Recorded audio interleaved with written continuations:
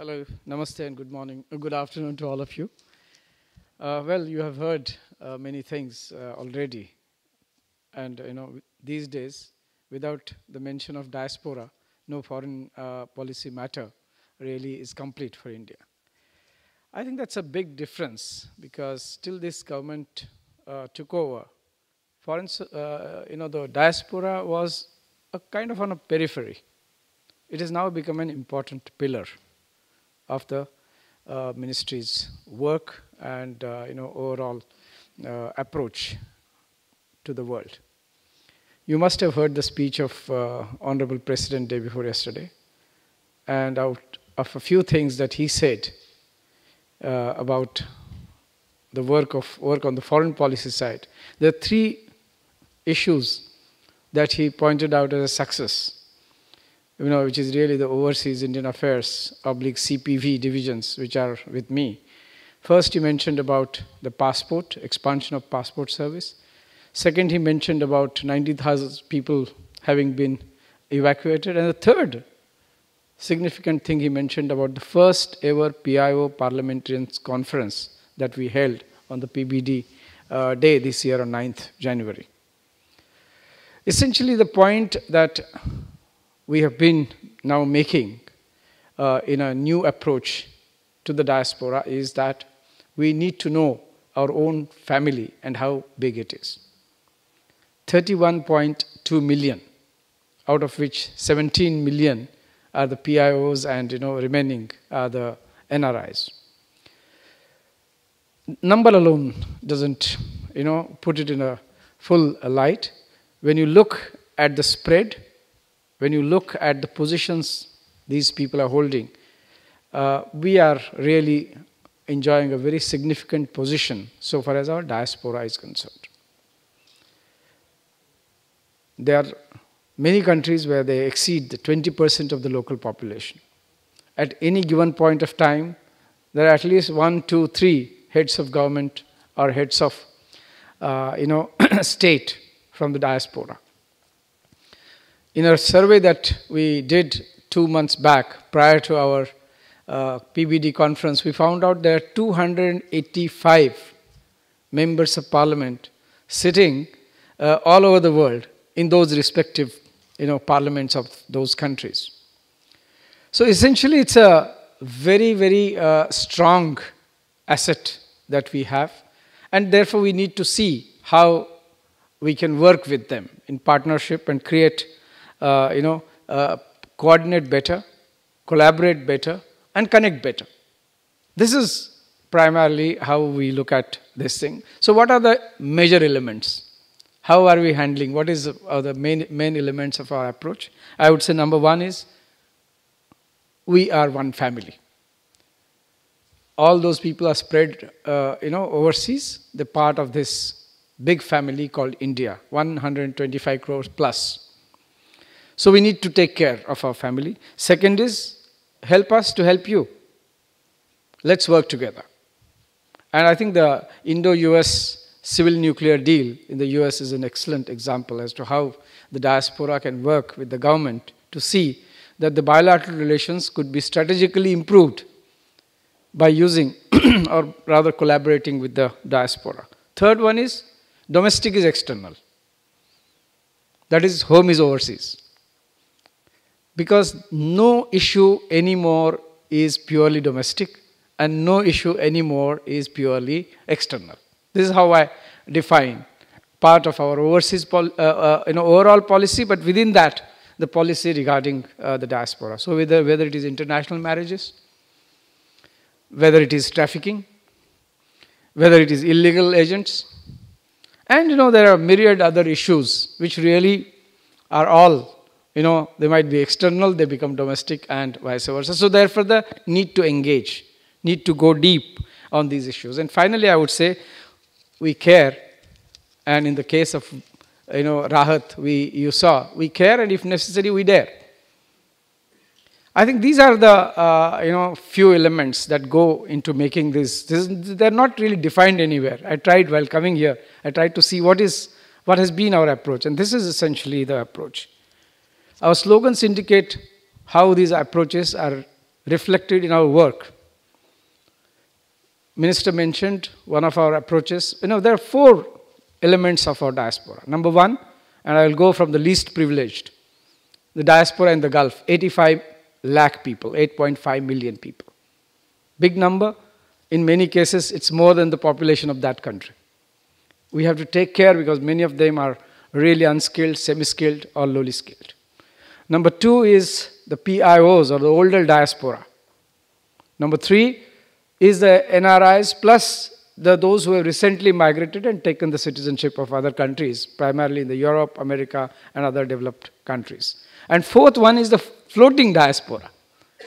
Every person who goes abroad from India is, if he's staying a little longer, or sometimes even a short period, he becomes, temporarily part of that diaspora, and we have to take care of those people. And we have been doing that. So, Videsh, for these people in the Gulf, we have this slogan that Surakshit Jao, Prashikshit Jao. What it means is we have created an entire ecosystem to take care of their welfare, their protection under the local laws, their human rights. How we have done it? We have evolved. Somebody asked about the illegal agents. So please go to our e-migrate portal and you will see what we have done.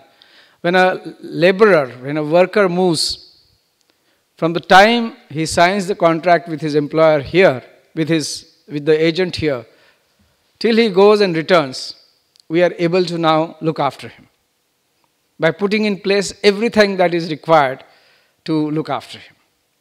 So next slogan comes after that is Videsh mein aapka dost, Bharatiya Dutavas.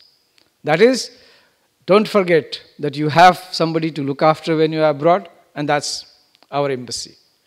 And you must have seen, whether from the tweets of the External Affairs Minister or the work being done and reflected in the evacuations and in the help that we are doing, that, we have now this underlying principle that no Indian, no matter where he is, will not be stranded in distress anywhere in the world. I think it's for a government to say that, for a country to say that is a big step forward. And we've been able to do that. Embassies have been sensitized. Not only sensitized, they have been given role, they have been delegated powers, they have been empowered. So that every problem that comes to them, irrespective of who is the person, as long as he is Indian citizen, he should be looked after. And what we have done towards that is we have created an Indian Community Welfare Fund, which is at the disposal of our missions.